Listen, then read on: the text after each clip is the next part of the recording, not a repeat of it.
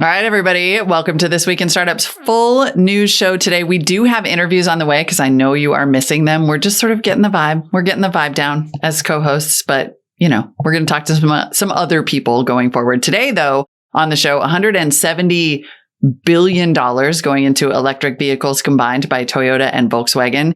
Even Sony, apparently, is going to make an electric car. We're going to talk about what is coming up in that market. OpenSea just raised $300 million at a $13.3 billion valuation. So we talk about whether it's a bubble. And I think you can say, yes, it's a bubble because Jason just bought his first NFTs.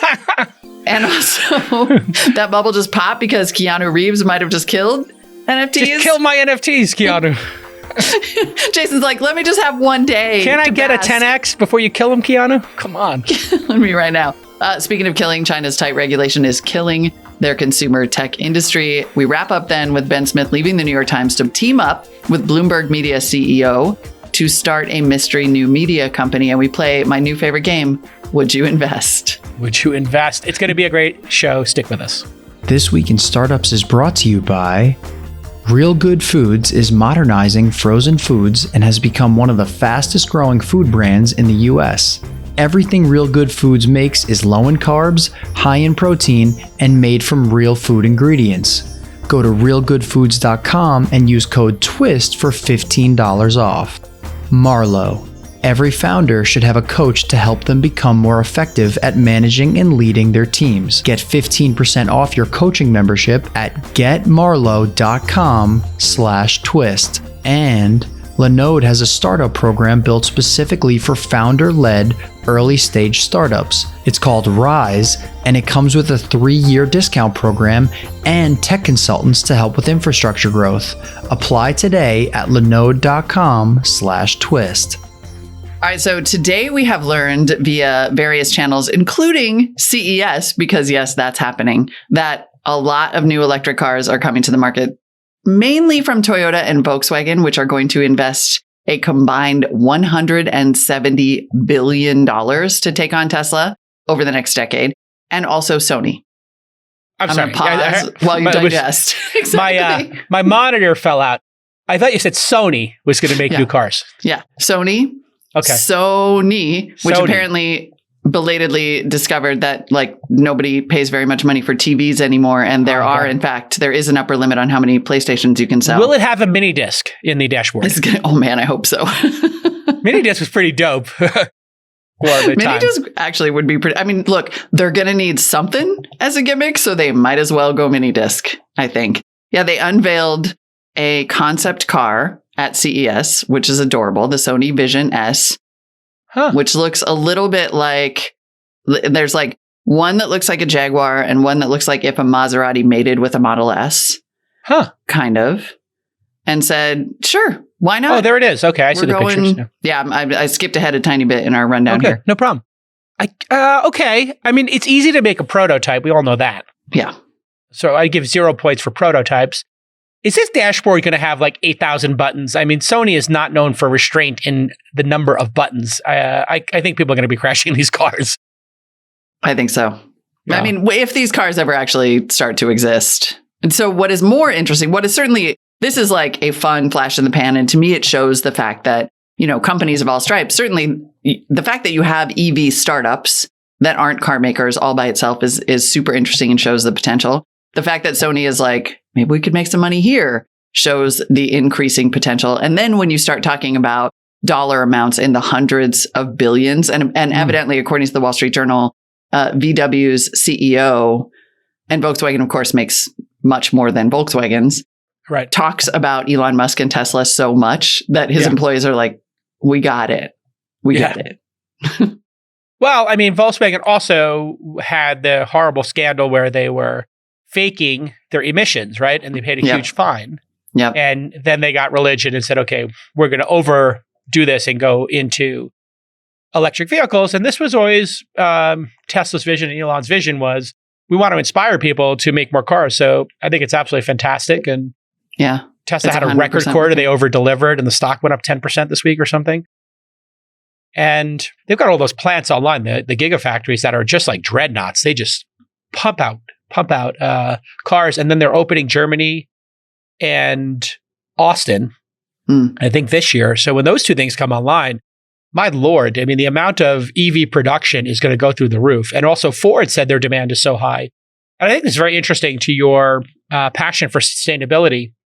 I really feel like this was driven not just by the amazing efforts of Tesla, and that was obviously Herculean in terms of getting breaking this wide open. 100%. But I think consumers now really care about this issue, and when they go to buy something, whether it's an Impossible Burger or a car, or they're buying clothes, they're saying, "How does this impact the planet?" And that is pretty amazing if you think about the change, because in our generation, it was Gen X was kind of like, we care about this, and it maybe came into people's behavior.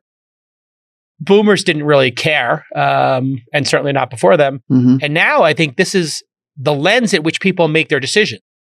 Yep. And maybe Absolutely. all generations, they're actually making their decisions to spend more money than they need to feel better about what they're doing on the planet. Mission accomplished. It is a remarkable shift. And frankly, I think as, like Gen X would have and didn't have anything to buy. So to your point about Tesla, to the point about this entire market, like there is a role for everybody to play here, including consumers, and they need something, they need somewhere to go. Like I think Launch is an investor in Wearloom, is that right? Which is like a used clothes marketplace. Yep. All of those things are sustainability plays. Everything related to decarbonization or electric cars. And 100%, people are willing to pay. Bill Gates calls it the green premium. And he has positioned it as like, if you have a green premium for your product, it's death, because people aren't going to pay more to go green. And it turns out that's just not true. Like people, first of all, there's a lot of money sloshing around in this economy, and people are willing to spend it to signal, what is it? Show me your budget and I'll show you what your priorities are. Yep. They're willing to spend it to signal what they care about. And I think actually that competition in the EV space is super exciting. Like if prices come down and more cars are available. But one thing I will say, like, I'm really interested in these announcements. I've driven the Volkswagen ID4 a little bit. It has pros and cons. I like that they've done some really clever things with the design to sort of copy a little bit of the Tesla look. Like they've got neat LEDs that like, they kind of like do like a kit car green when it's charging, like, and it's like the LEDs in there are really fun. I like that it's got a dashboard display in addition to the one in the middle. Like my Y, I think the S has a dashboard display, but like the Y doesn't. It's just one big screen in the middle, right? So I kind of liked having that. The turning radius is 1 trillion times better than the Y, which is really got the turning radius. So they make the tires turn further in rotation or something? It's just tight. Yep. Yeah. I mean, it's just making good turns, and it looks pretty good. It does not looks have the okay. Tesla. Yeah. It looks like fine. Not for me, but it looks okay. So so basically, like my curiosity is what are these cars that are made by people whose core competency is making cars going to seem like? Is it going to be a more car-like experience that's more comforting to people as opposed to like, holy crap, everything about this is different, which is a harder mainstream sell? Yeah. And I'm getting an e-tron loaner for a couple weeks. Nice. So that I can hopefully give my impressions. Now, who makes the e-tron? That's Ford? Audi. Oh, the Audi e-tron. Which is Volkswagen, the Volkswagen family. Got it. Okay. Yeah. And then I hope to try the Ford. because I really do think right now, and even as a consumer who look, I'm obsessed with cars. So this is just feeding into the thing that I like to do. Tesla still is the only car that I would buy or tell people to buy because the range and the infrastructure can't be beat. And so when you have these car makers like Toyota talking about being here in 10 years, you've lost. Yeah, it's crazy. I mean, bonkers. People don't understand the impact of the supercharger network. I think it's greatly underestimated. We all know how hard it is to eat healthy when you're working crazy hours. But thankfully, RealGoodFoods is working hard to help. They make nutritious foods more accessible to improve your health. And they're one of the fastest growing frozen food brands in the US. I've tried their foods. They're amazing, delicious, really well done. In fact, they just went public back in November under the ticker symbol RGF. So congrats to the team over there on their IPO. And they make all the food you love. Italian entrees, pizza, Mexican, breakfast sandwiches. I've had the pizza. Very good.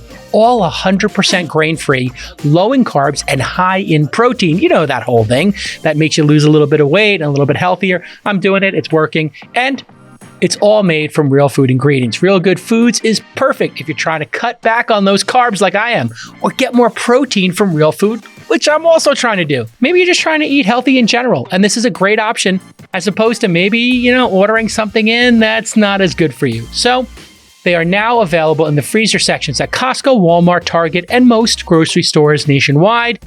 And a big goal of theirs is to support food banks across the US by donating 1 million nutritious meals.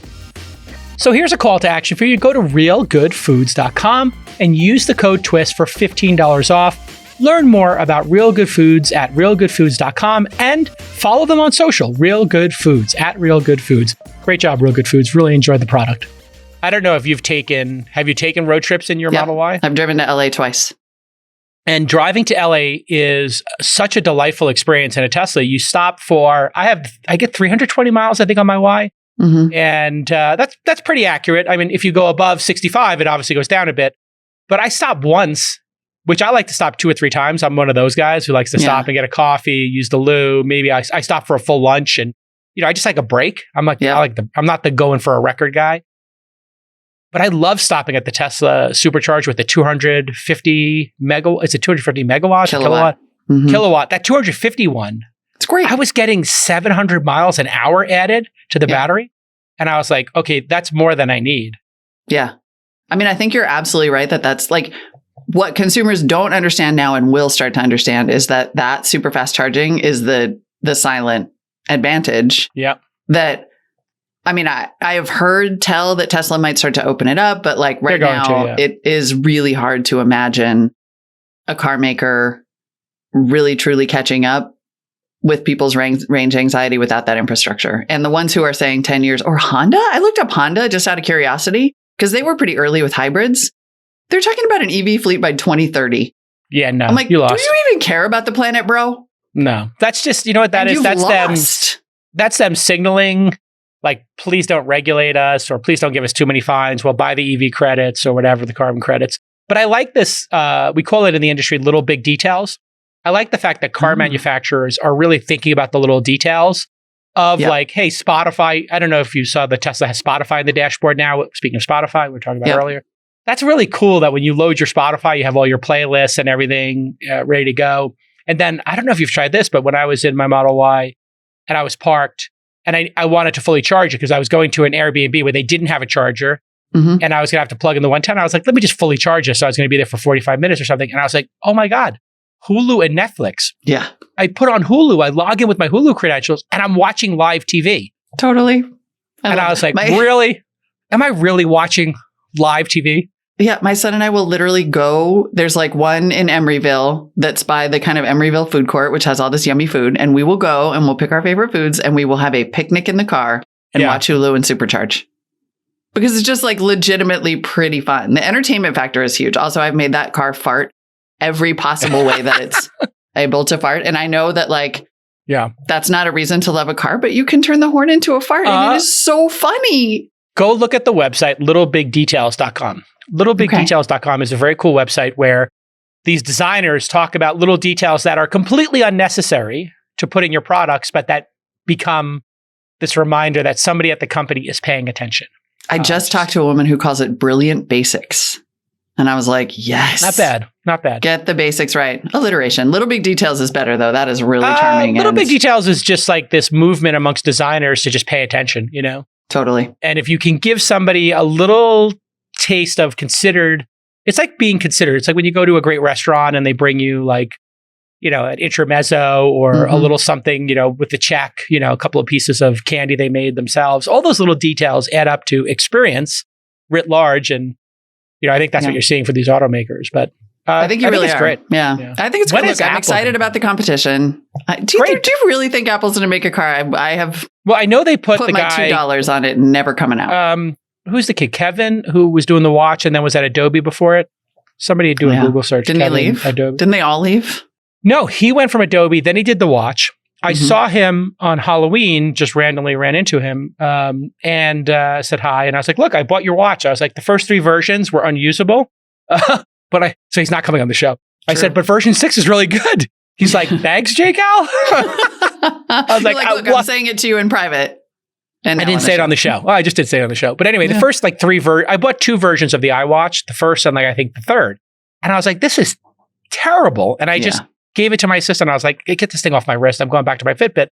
And now I have version 6, and version 6 is amazing. So really great. Kevin Lynch, thanks, J-Sound. Kevin Lynch will not be on the program, but he is.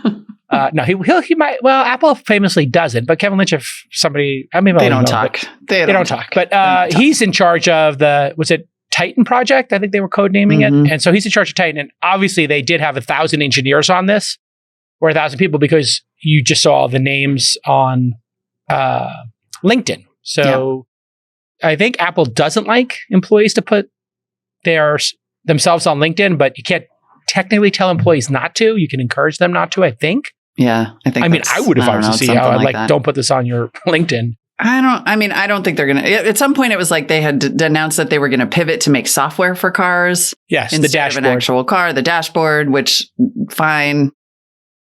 They have no choice but to spend Apple made a car. They have no choice but to spend $10, $20 billion working on it. I always thought Apple should have bought Tesla, and I wrote a blog post. Apple should buy Tesla for $75 billion when Tesla was like $25 billion. And talk about a prescient post, because now they're both worth $3 billion and $1 trillion. $3 trillion and $1 trillion. And I just said, can you imagine the Model 3 or Model Y in an Apple store?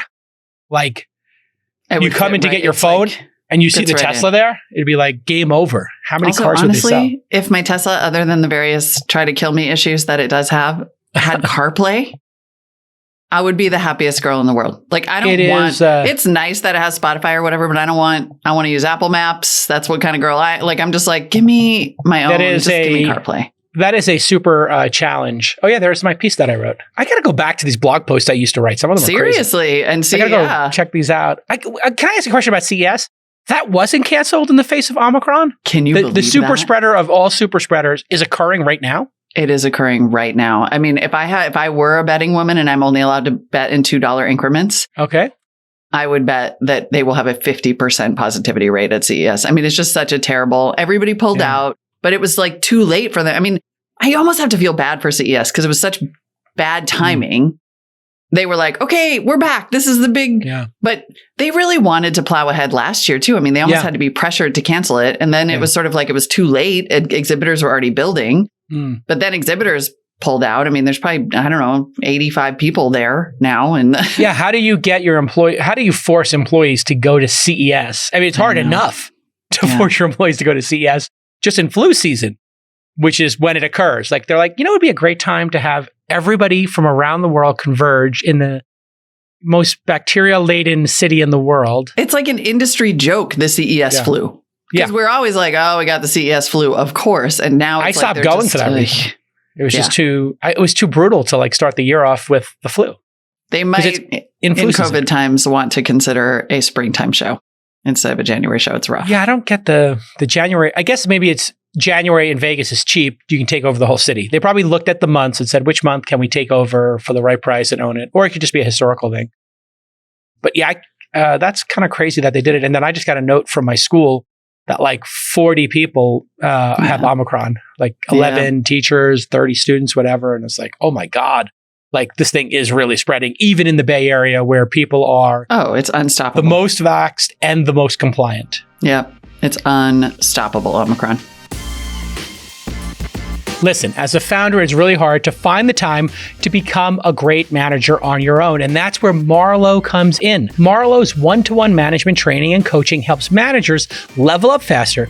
They take the best parts of executive coaching and combine it with their proprietary management training program so you can become more effective and efficient at managing your team. And being a great manager is the difference between having a great team or having people leave your team and having constant turnover. People don't quit jobs, they quit bad managers. You know that adage, and it's very true. So you're going to work with a dedicated coach to help you identify which areas need improvement. Then you'll focus on developing the most important habits and skills. Members currently rate their coaching experience 9.9 out of 10. And Marlow works with managers and emerging leaders in startups like Scribd, Hims and Hers, Statosphere, and many more.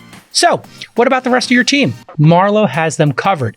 They can provide your entire team with the support they need to be successful. So, go to getmarlow.com/twist to get 15% off your individual or team memberships. That's getmarlow.com/twist to get 15% off. NFT platform OpenSea just announced a $300 million Series C at a $13.3 billion valuation. The round is led by Co2 and the crypto firm Paradigm. Remember, we covered OpenSea employees front running, aka insider trading, would be another way to phrase it, on featured NFTs back in episode 1283. They took action against that employee who was a top level employee who was buying NFTs before they became available, which is what VCs and everybody else is doing. Insiders are doing as part of the process of supporting these. And I actually bought 2 NFTs. I'll talk about that in a moment. We had OpenSea CEO Devin Finzer on episode 1255, really smart cat. And they mentioned a large part of this fundraising will be used, quote, to significantly improve customer support and customer safety because people have had their NFTs stolen, as happens with any digital asset of value. They currently have over 60 employees on the customer support trust safety teams. They'll probably have to add a 0 to that. And they, in fact, said they're going to double it. And I bought 2 NFTs, which I'll talk about in a moment. So OpenSea's transaction volume increased 600x in 2021. So one transaction now equals 600. Wow. That's bonkers. Over 900,000 wallets have been made, I guess, at their site with have made at least one transaction. 900 wallets have made at least one transaction. In each of the last 3 days, there's been over $240 million in trading volume on OpenSea. I'll give a note about trading volume that could be painting the tape, or people sending NFTs to each other for any kind of nefarious reason. So just keep that in mind. Thanks to Richard Chen, who set these monitoring dashboards up on Dune Analytics. Here you can see the volume. Since OpenSea takes 2.5% of every transaction, they took an estimated $81 million in revenue on $3.2 billion in volume for December. That is a very small take rate compared to the 30% that Apple takes and the 45% of advertising that YouTube takes. So, yeah, good point. Just something to consider there. They could probably take 5% or 10% or 7.5% and probably see no change.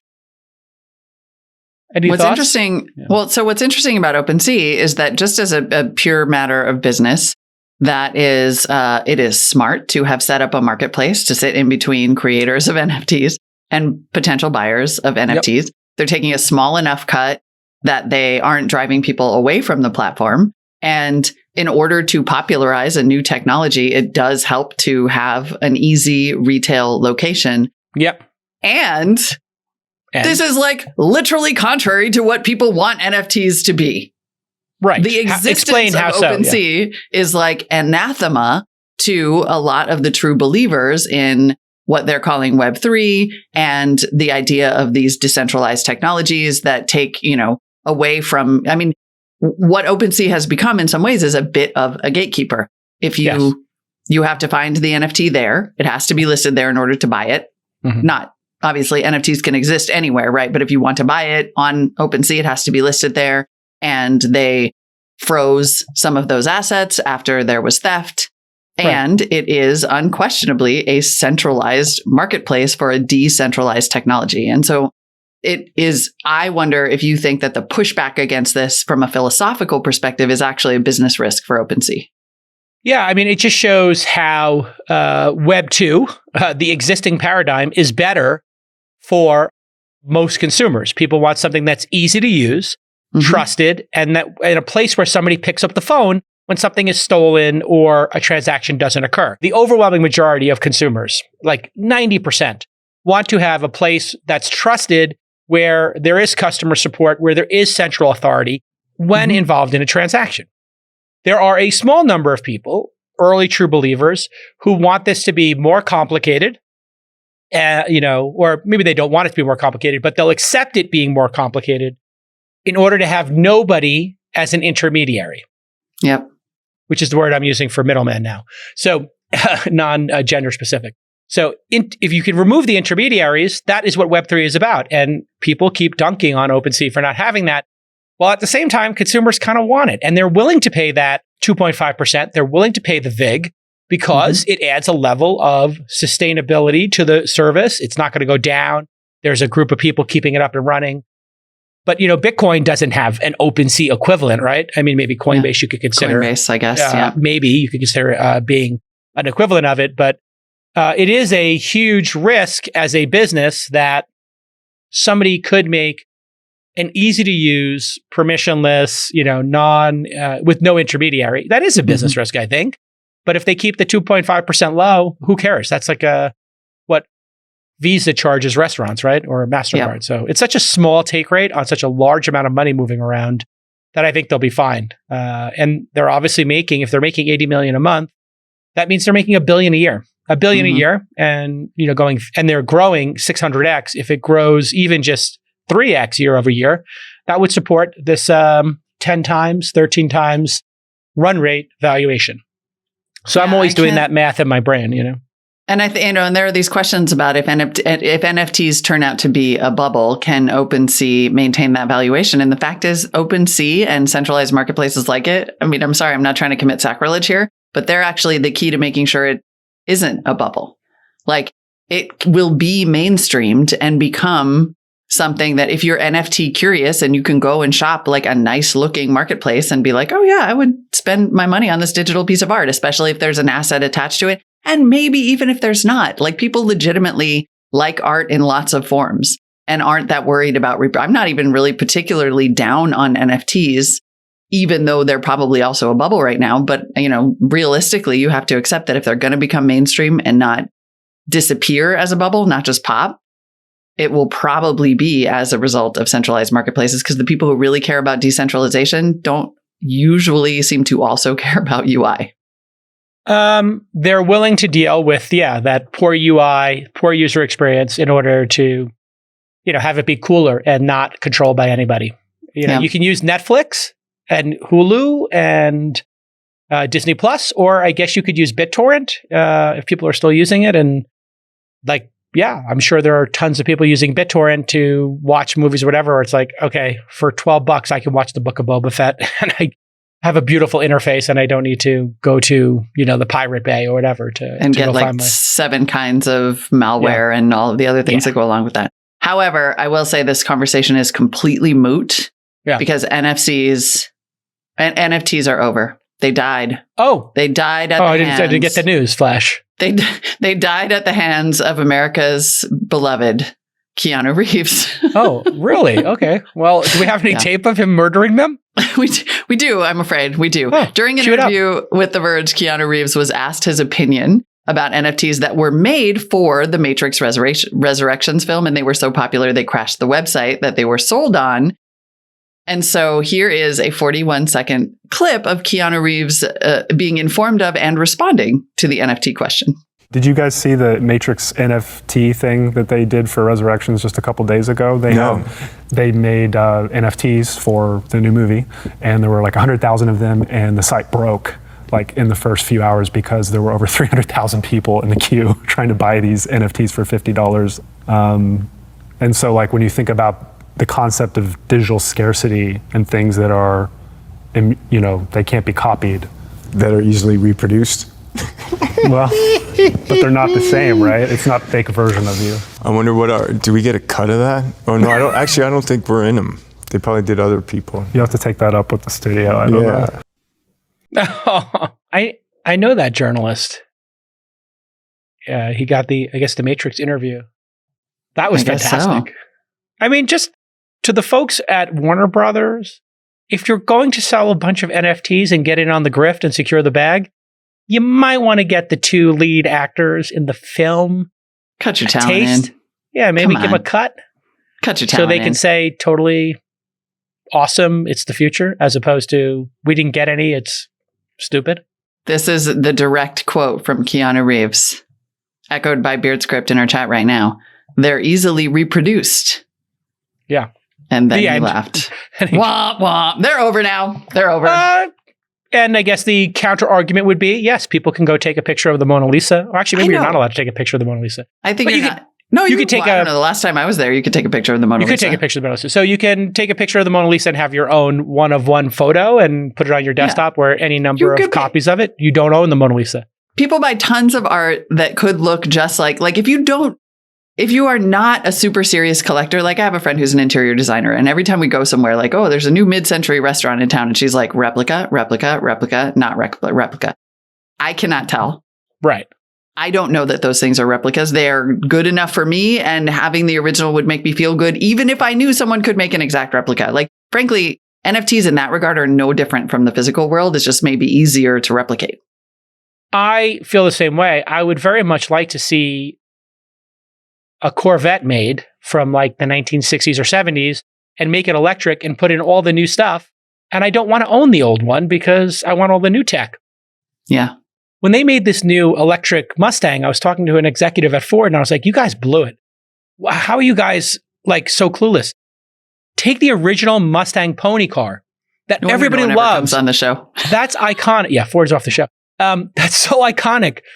Yeah. And make an electric version of that and make a limited edition of 10,000 of them and number them.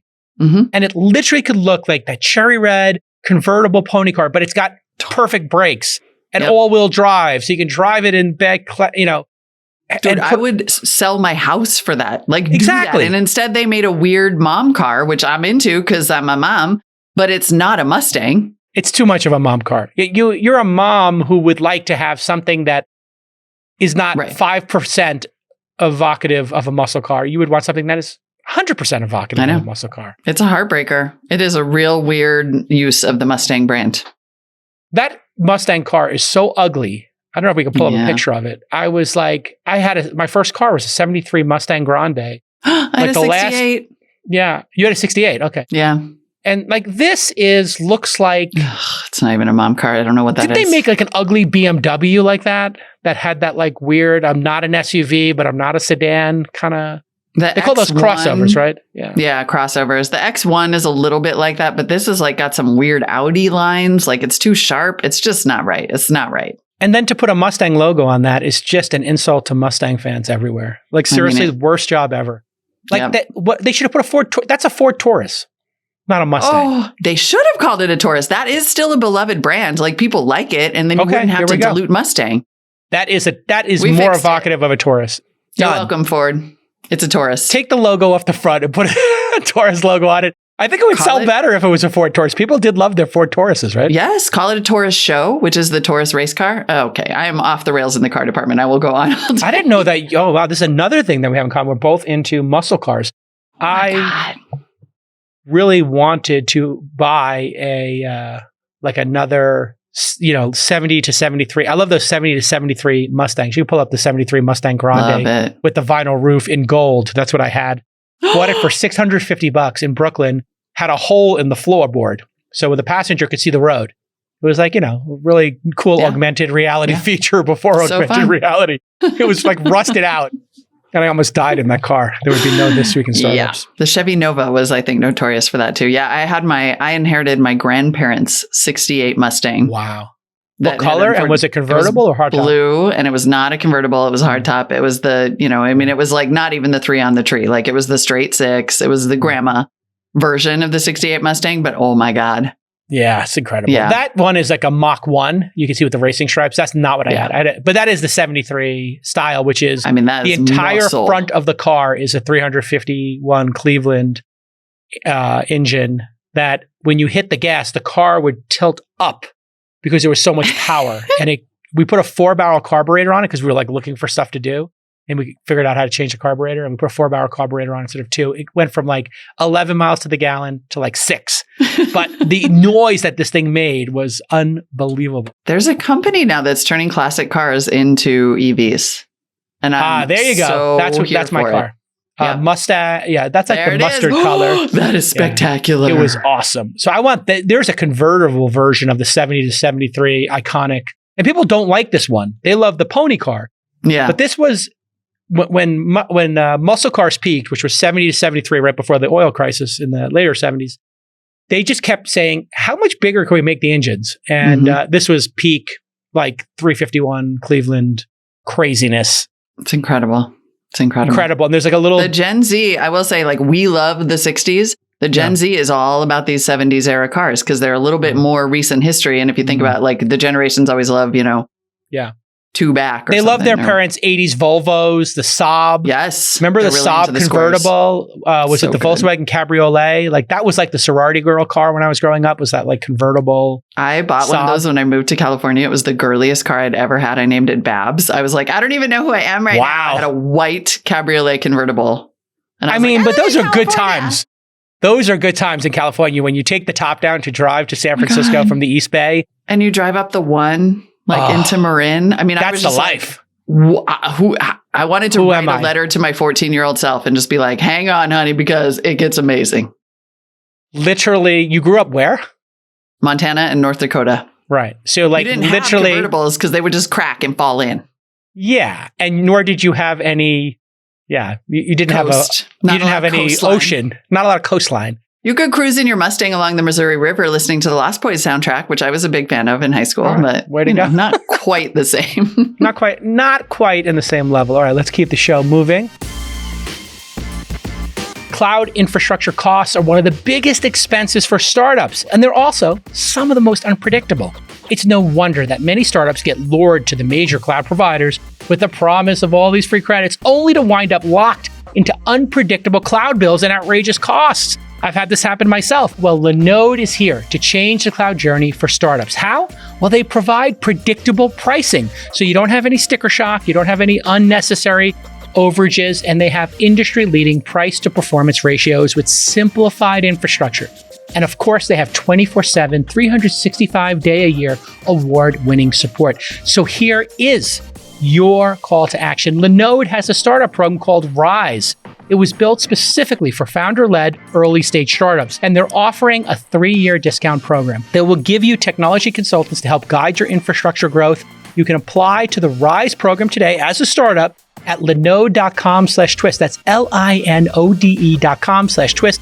Thank you so much for Linode sponsoring all these great startups and for the Rise program. It's really a great service, and it's great that you're of service to the startup community. I really appreciate that. Linode.com/twist. Oh, and then I just wanted to say I did buy 2 NFTs for $11,000 Oh, yeah. each. Tell us about the NFTs to the extent that you can. They have assets attached to them. They're not just. So, I think NFTs for art are cool, but I'm not like a huge art person. And I think people who like collectibles, sure, I see it. I do think some of these things are ridiculously overpriced, obviously. However, I think NFTs as a way to show your membership in a club like the Bored Ape Yacht Club and some of these things, if there is a real world component, is interesting. Mhm. So a very notable founder who I've known for a long time, who has like really great connections in the entertainment industry, and I'm going to leave it at that top level there, has created a series of NFTs and a company. So I invested a little bit in the company. I think I put 50 or 100K into the company. And when I'm trying to learn, placing a bet is a great way to learn. So placing a small bet of 50K, it's like if you lose it and you get an education, as an investor, you got an education, right? And it focuses your energy and your attention on this project. So that's why I did it. Small bet, not like a, $1 million or $3 million bet, which we make a lot at thesyndicate.com and at launch. And then they were like, hey, and by the way, here are the NFTs. There are going to be this many. If you would like, you can buy up to 2 of them at the original price. So we're not front running the market, but because we're investors, we do get an allocation in those, which I think is fair if you back the company. It's not like the public's not going to get the bulk of them. The public is going to get the bulk of them. But it gives you access to a series of real world events. I'll leave it at that. And as well as online events. And when you take the $11,000 price, if this event keeps occurring for, a decade, 5 years, whatever it is, man, it's going to be so worth it to have this level of access. And I think the $11,000 ticket would grow to like $100,000 in value or something. So I was like, okay, if we're going to put 50K in, we'll put 22K in this. And then I'll let the people at our company enjoy those events, I guess, as a little perk, and to also keep an eye on our investments. So I'll leave it at that. The announcement will come in a couple of weeks, I think. It's so interesting. I know. Yes. Somebody pointed out that I'm not 100% sure that's not front running. But no, it's an allocation. So it would be like front running would be the sales happening tomorrow. I work for the company. I bought them ahead of time and nobody else had a shot at them. But I guess you could call it that. I mean, in this new world, it's an allocation, I guess is how they're saying it. Like, right. So if you invest in the company, allocation. Preferred stock, right?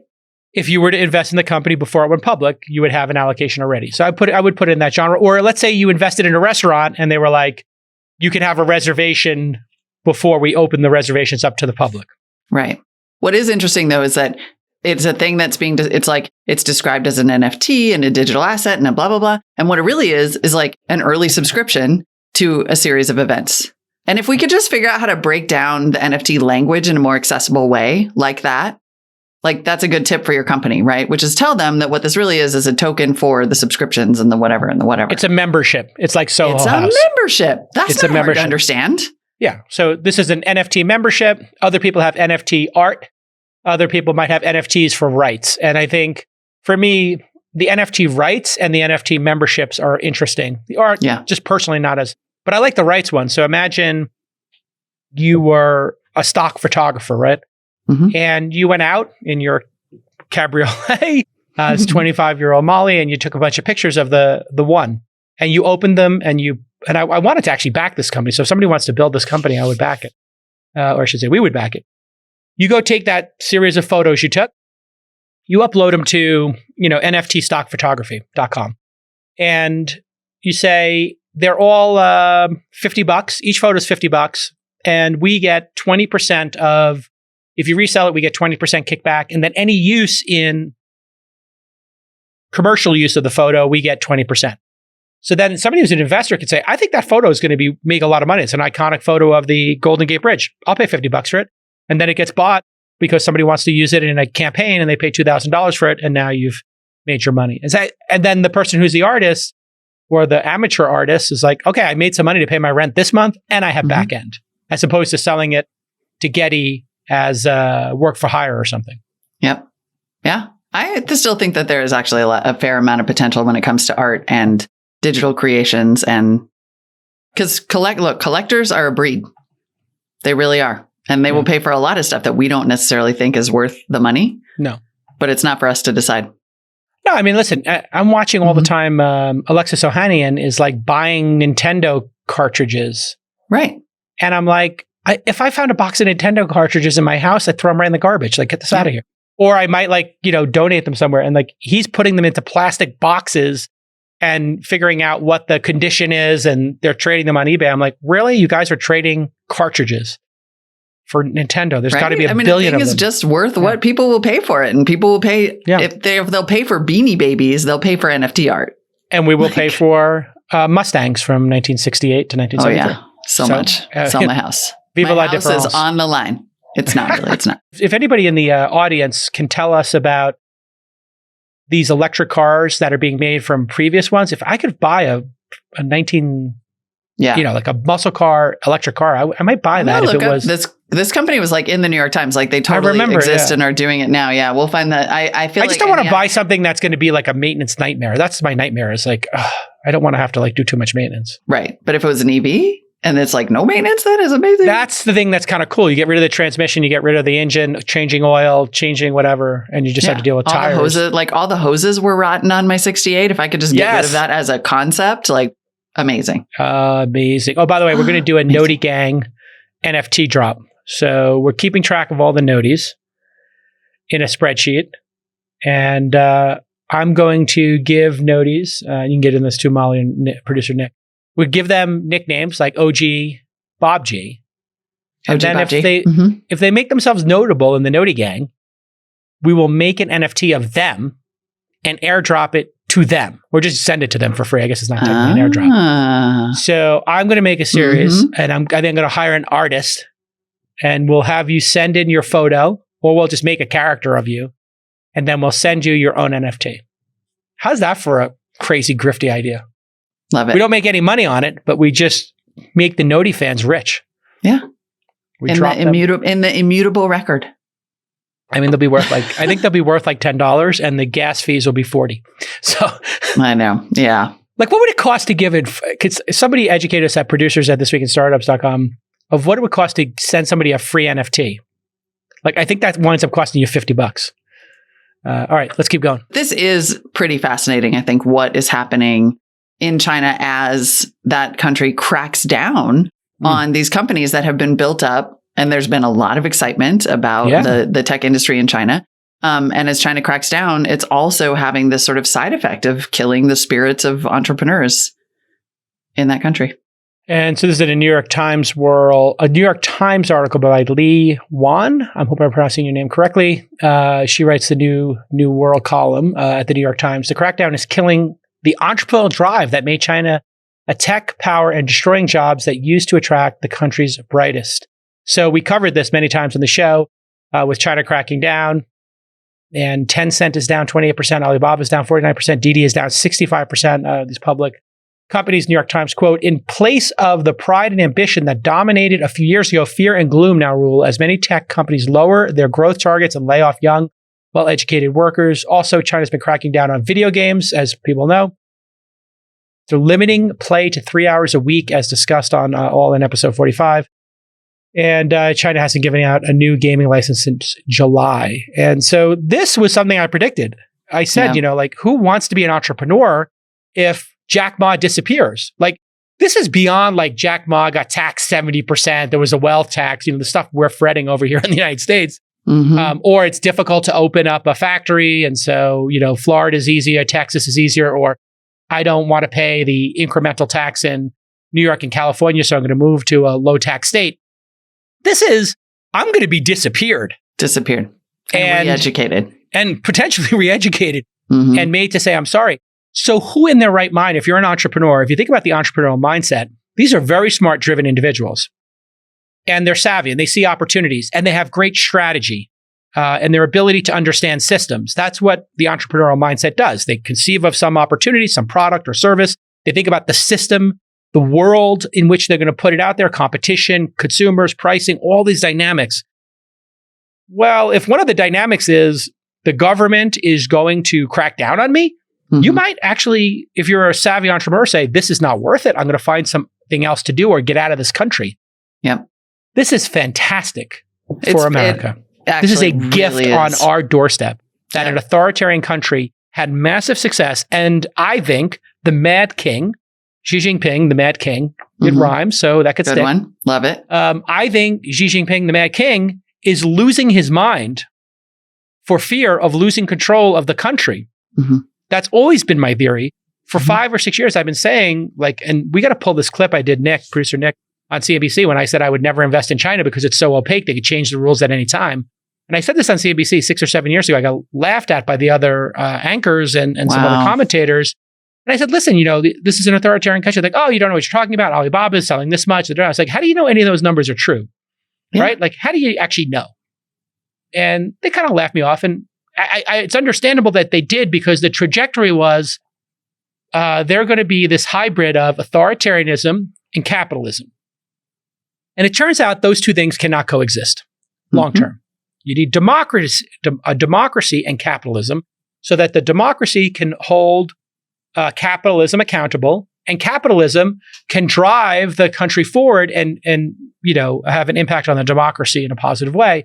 Authoritarians eventually are going to be like, this is too much competition, right? And that is 100% what is happening in China is that the central banks are saying, hey, I don't know if you noticed, but Alibaba and WeChat are out here offering loans and financial services and doing credit checks and allowing payments. They're taking over the role of the central bank. They're even talking about creating digital currencies that will compete with the yuan. Shut it down. And in the United States, you might have that fear about, if you're the Fed chair and you have that concern about Bitcoin, you can't do anything about it. You're not allowed to, right? Like it is. You can call a hearing. You can propose regulation. We can create laws. You can maybe take even create action a against bad product. actors. Or you could create and you can also, if somebody breaks the rules, you could say you broke the rules. We're going to go after Ripple. Like that's, a security. It's not, obviously it was a security. They controlled it and it has no use in the world. So like feels more like a security to me, but yeah. I think this is... And what's so interesting about the entrepreneurial point too, is that a lot of these young people in China grew up under the experiment. Like they're young enough. If you think about it, like China has been this kind of had been moving toward this sort of hybrid for over a decade, right? So let's say I would say more. It's more like 20 or 30. Yeah. Right. And so there were probably young entrepreneurs in China to whom it never occurred that the government could step in and say, okay, now we monitor everything that you're doing. Like, sure, they had some sense that, yes, there's the party and yes, there are certain things that we take for granted in terms of like, we don't have individual freedom and we're being surveilled all the time. They didn't realize that the long arm of China could come in and just shut down the company and shut down the industry and say like, nope, it's gone now. And so you can imagine that disillusionment is going to be massive. And countries like the United States with a stronger entrepreneurial ecosystem can only benefit. I agree. It's an entire generation. It's a really interesting point because there's an entire generation there who thought they were trending towards embracing the West and maybe being part of the global community. And they would be able to ring the bell and have an IPO. And, they'd be able to travel freely to the United States and be a hero and be on the cover of magazines. And now they're realizing, nope, tall poppy syndrome. You are just one, bee in the hive. There is no individualism. Your individual success, your individual effort is not as important as the collective good. And that's going to be, that's the stuff that, I think that's the stuff that ferments a revolution. And it's unlikely, and the Chinese could stomp out a revolution like they ran over their own people with tanks in Tiananmen Square, or they arrested students and took over Hong Kong and shut down basically the New York Times. Shut down the Hong Kong rebellion, and kicked out journalists. They got rid of the Apple, and they arrested all the journalists. And so this is a great wake-up call for people in China, and I think it's great for the West. It's like we didn't have to beat Russia, they beat themselves, right? The USSR beat themselves, and now China's beating themselves. This is what happens in communist and socialist countries more often than not. They wind up beating themselves. All right. So apparently, our producers found it, the CNBC clip of Jason talking about how you cannot bet on the future of China. It's 90 seconds from 2016. Nobody has any real clarity on what's going on in China. Remember, this isn't even a democracy, and you have a company hanging out there, sort of growing in a large way that the SEC is trying to figure out what's going on. So for any of us to try to pretend we know what's going on in China and with their economy, which has many thumbs on the scale and a lot of manipulation and a ton of corruption, and then try to understand what's going on inside of a company that's a high-growth internet company, very hard to have any kind of transparency or insight into this company because it's kind of a black box, China, right? And so I would be very careful owning stocks like these. That being said, obviously they have a tremendous business. And they're moving towards operating like an American company with a lot more transparency. And the SEC is going to force them. So it really is an interesting test case, I think. Jason, though, I mean, obviously there's a cultural barrier, there's a language barrier, there's a currency barrier for New York and U.S. investors to understand this company. But if they're willing to lay out that specific guidance, 48% revenue growth year over year in 2017 and more transparency about the company, is that enough to make you feel confident or at least comfortable? Yeah, I wouldn't be comfortable owning anything in China in a place where the government can round up the press and put them in jail for what they say. I wouldn't feel comfortable owning the stock. I wouldn't feel comfortable operating in China. It's a very challenged environment. You have to be a high risk investor. I would be very careful owning the stock. I would own it only under a small percentage of your overall diversified portfolio. Fascinating. Wow. Fascinating. Sometimes I get it right. You say enough things. I looked up Alibaba's stock price today. So at the time that you were talking in 2016, it was about $77. Okay. Today, it's $122. So in 5 years, you would have made some money, yeah.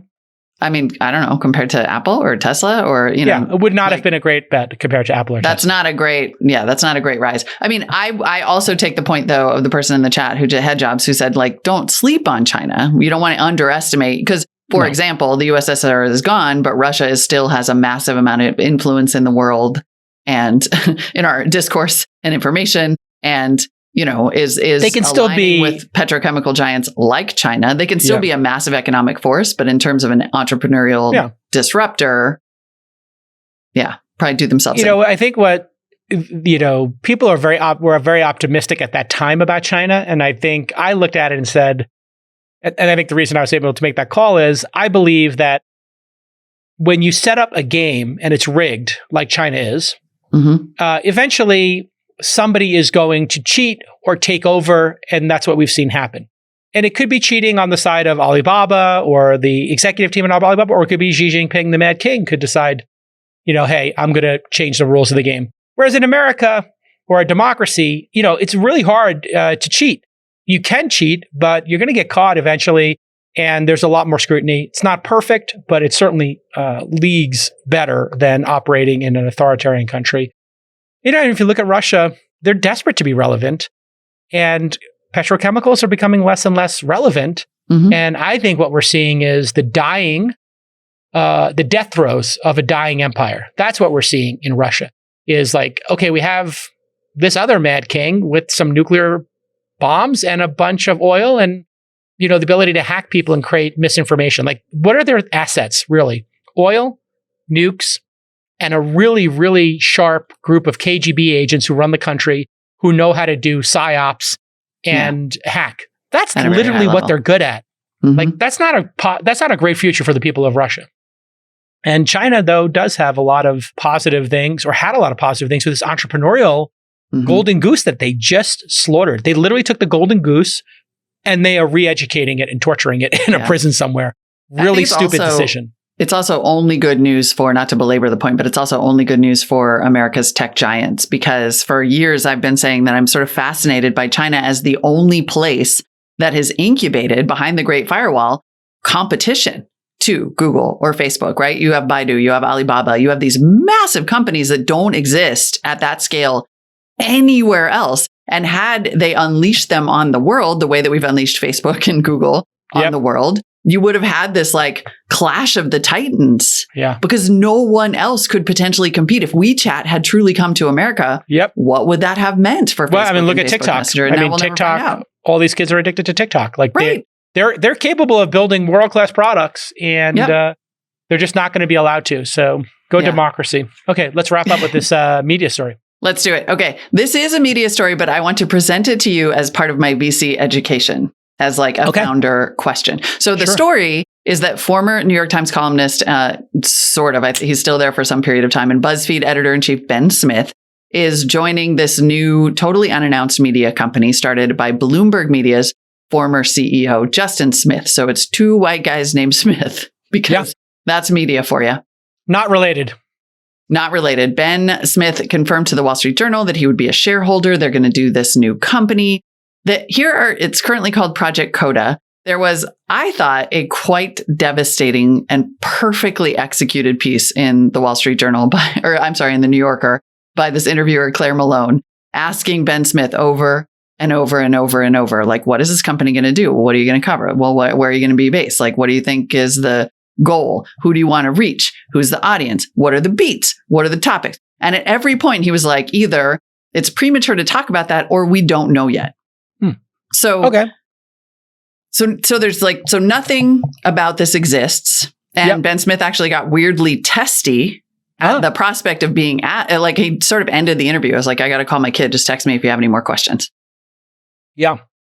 So then Justin Smith said, when he was asked by The Atlantic, why are you starting this new venture? He said this, quote, he's always talked about a market of 200 million college-educated English-speaking professionals throughout the world. And the big bet he's making is that they're more like each other than their individual countrymen.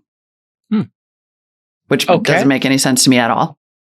So they defined their total addressable market as 200 million college-educated, so smart college-educated people, I get it. A sought-after demographic, English-speaking, but they're global. So they could be in China, Hong Kong, Australia, London, wherever, but they're college-educated and English-speaking. I get it. But to be fair, when Ben Smith was asked about that, he was like, well, maybe it's kind of global, but it's also going to be very much the U.S. Got it. Okay. Right. Yeah. So English first. It's not going to be... English first. That is all we know. English first, some news. So this is a scenario that I think venture capitalists have have encountered before? Because you made the point that clearly somebody has thrown some money at these guys and been like, start a thing. That it was my guess. Is your guess. Every 5 to 10 years, in my estimation, some very rich person looks at the media and says, you know what? I can fix that because I have been successful running Amazon. So I'll buy the Washington Post and I'll fix that. Yep. Or I created eBay. I'm Piero Midyar. So I will then go buy, I will start The Intercept and I'll give them $100 million. Or I'm Benioff from Salesforce and I will buy, you bought Time, I think, or Newsweek? One of those two weeklies. One of those, yeah. Somebody will search for it. Or I am Lorraine Powell Jobs, and I bought The Atlantic. I will buy The Atlantic. Yeah. And so these become playthings for the ultra wealthy billionaire set who like to look at problems and say, I can solve them. And the media is always had challenges. And you think, I can make this better. What they always underestimate is what a persnickety, hard to manage, opinionated, hyper intelligent, difficult group of people journalists and editors are. It's true. And then they try to manage them like they're managing their authoritarian, Salesforce or Amazon, where these things run just completely differently. Yeah. And it's like Hollywood has a very similar process where people become billionaires.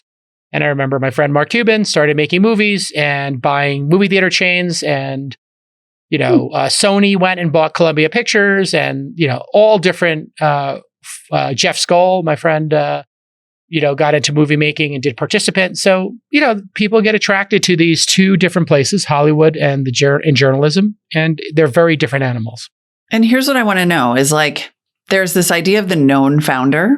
And so that you might be willing to invest in a known founder, even if the idea isn't fully fleshed out yet. Sure. And so then this is, I guess, my question. You've got these guys. So one of them was the CEO of Bloomberg Media. The other was editor-in-chief of BuzzFeed, which had a pretty successful IPO.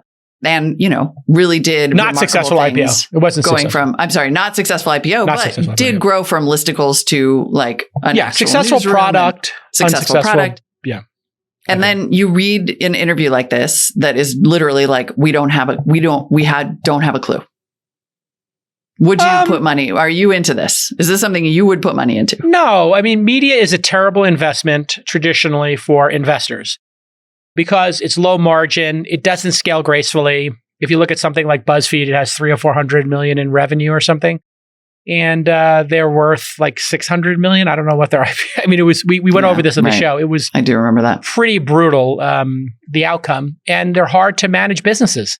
And the only way to get scale is to add more brands together. And adding more brands together makes it more complicated. So Jim Bankoff, who bought Weblogs Inc., for me, is running Vox, a collection of all these brands. Incredibly hard to have the Vox people and the Verge people and whatever other assets they have curbed in one house of brands. And this is a vanity play. What happened was Justin Smith was talking to some very rich person while in the this is my guess.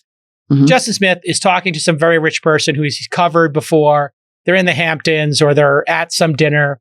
And he says, and they're talking about like, why can't journalism be better? Why can't it be this? Or whatever. And then this person who's got billions of dollars says, you know what? I would love to, what are your ideas? And he says, I think we should do this. I think we should do that. And he says, I'd love to give you $10 million to seed that idea. Or Piero Midyar gave, was it number 250 million he was willing to fund The Intercept up to? I don't know if he gave all that money up front. But a lot. Yeah. It was a lot. It was 9 figures. It was shocking when it came out. Now, I think it was 25 million over 10 years or something was his idea. But that's what happens with these things. And, why not back the person? If this is a rounding error for you as a, like Washington Post is for Bezos, if it's a rounding error, sure, why not give it a shot? What I will say is be careful when you're a billionaire and then you make a bet on a publication you get in the news business. When Bill Gates did MSNBC, which was Microsoft, the MS in MSNBC is Microsoft, and they were going to combine with NBC, and I went to the launch of that at the Rainbow Room in New York. And the idea was they were going to do this synergy where they were going to converge news and the internet. Right after Bill Gates did that and he started covering everybody on MSNBC, that's when he became like public enemy number one. And, Washington Post gets bought by Jeff Bezos. And then all of a sudden he starts getting a lot of heat. When you own a publication, the amount of heat that comes to you as a rich person is crazy, because then you'll be in St. Bart's and Washington Post will write a story, and then you'll have your little party, like your dance party for the 70s, like, Bezos did. And then one of your famous CEO friends is going to come and be like, you guys just wrote a story about me. Right. And it's got 17 factual errors. What the hell? And now the whole vibe of the party's killed. This happens over and over again. Be careful if you're just unsolicited advice to billionaires, stay out of the news business. It's not worth it. Yep. All your friends are going to hate you. All your friends are going to hate you. They're going to hate you. And then you're going to have people who work for you who hate you because you're going to call them up and say, hey, Justin Smith, I was just talking to Rupert Murdoch and you wrote the story about him and he said these 7 facts are correct. You're like, no, it's not. They're totally correct. And we have these inside sources. You're like, oh, well, who did you talk to? It's like, we can't tell you our inside sources. Screw you. And then all of a sudden, you're like in the middle of a bunch of cantankerous journalists who want to prove their independence. And now they're going to go twice as hard as your friends. On the topic of free speech, I feel like we should kick that very meaty conversation to tomorrow and tease ahead to it, because you have, I think, correctly identified one of the biggest trends of 2022 is not going to go away, which is this conversation about what kind of conversations people can have and where. Should we go ahead and say stay tuned for that tomorrow? Yes. We'll talk about Getter and Joe Rogan tomorrow. Tease it. We're doing it because I can't talk about Joe Rogan today, man. I need another cup of coffee for that. Good God. He's a comedian, people. He's just a comedian who loved Howard Stern and is like the new Howard Stern interviewer. And he's good at it, but he has very controversial people on. You don't need to agree with everybody he has on, and that doesn't, just because he has them on does not mean they're right. Correct? Yeah. Like, do you need to say that? Like, he's going to just put anybody. He's good friends with, who's the guy, the crazy guy who said all the not the Columbine, the Sandy Hook people were a false flag? Oh, Alex Jones. Oh, God. I mean, that guy's the worst human being on the planet. And he's like a performance artist who says children were not murdered when their parents are burying their children. And like, then Joe Rogan has him on his pod all the time, apparently. Yeah. Many times. Yeah. And he's friends with him. And I get it. He's a comedian. He's friends with a performance artist who's weird. But I mean, at a certain point, Joe Rogan's got to pick better friends. Like just that guy should be out of the friend circle. Why would he? He's making tons of money. I guess. I mean, I do like some of Joe Rogan's interviews, I guess. I think he's a pretty good interviewer. I don't know.